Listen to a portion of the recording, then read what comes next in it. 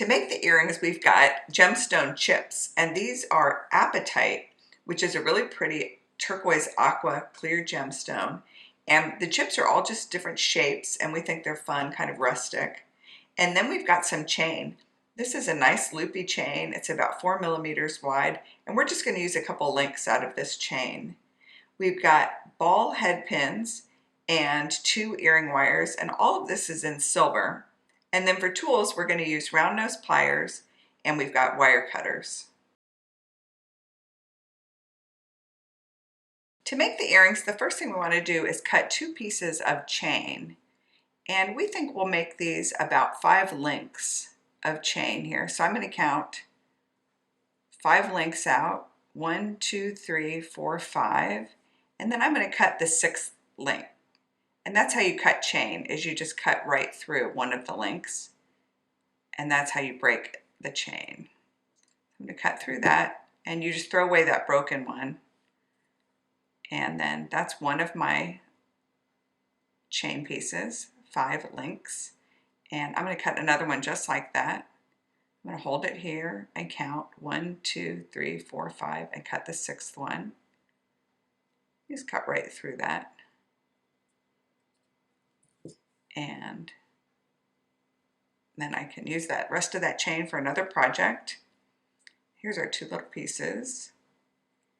And next I want to take the head pin and feed on some of these beautiful gemstone chips. These are apatite gemstone chips. They're all different shapes, and they're made out of sort of leftover pieces of apatite, so they're very inexpensive. All the gemstone chips are inexpensive compared to their faceted counterparts. So we like them. We can afford them and use them for lots of things. So we thought this is pretty to use some gemstone chips here. Put about 3 on the head pin. And you can just try out different ones on here because they're all different shapes. When you get 3 that you like together, like these look great together, then we'll make a wrapped loop in the top of this head pin.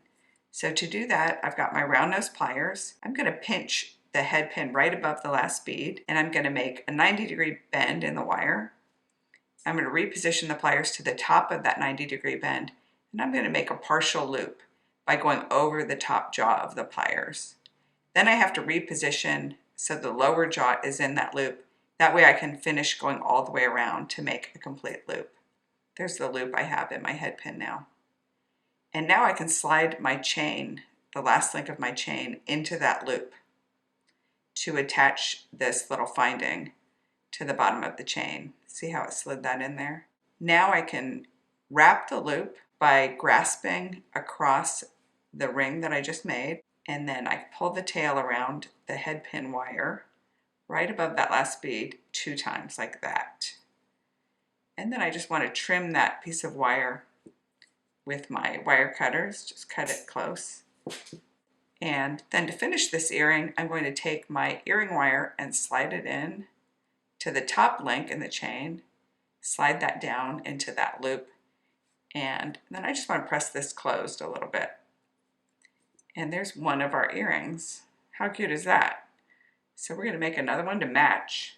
We're going to do the same thing. We already cut our chain, so we're going to put 3 pieces of the apatite onto the head pin. And the gemstone chips come in all colors, all types of gemstones. So whatever color you want, you can probably find a gemstone set of gemstone chips that looks right for you. I'm going to compare these two, because if I picked out some bigger chips, I might wind up with, even though it's 3 on each side, it might take up a lot more space on one side than the other. But these look pretty evenly matched.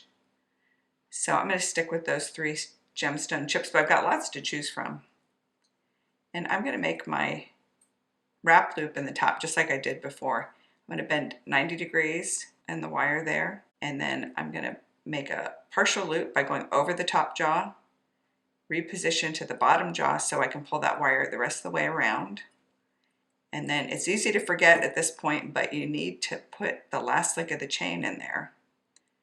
Otherwise you can't attach it to the chain. So there, it's in the last link of the chain, and I like to turn it around so I'm right-handed. I can hold that loop that we made with my right hand, and then I can take that tail and pull it around the neck of the head pin, the wire of the head pin, 2 times with my left hand like that. And then I can reach in and trim, just like we did before. Don't cut your project, just cut the tail. And then I just need to feed the earring wire into the top link, slide it past that little ball. I can close that up a little bit if I want to, a little bit more. And that is our pair of beautiful gemstone and chain earrings.